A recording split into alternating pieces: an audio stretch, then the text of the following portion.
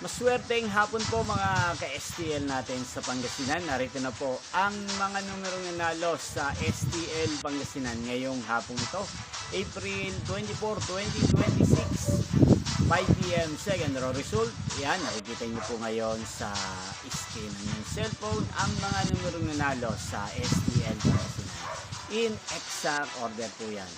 Kung natayaan nyo naman po yan kanina, congrats po sa inyo, panalo po kayo. Ano nga bang magandang tayaan ngayon sa STL Pangasinan? Para po pala mamaya sa Pedro. Para po sa akin, maganda pong tayaan sa STL Pangasinan ay ang number 35. Partneran na lang po natin siya ng number 20. 35-20. At ang pangalawang kombinasyon na gusto ko sa Pangasinan ay number 25 at 30. Sana manalo po mamaya yan sa STL Pangasinan. Yan yung pong napanood ang resulta ng STL Pangasinan sa channel na ito, Roderick Hernandez TV.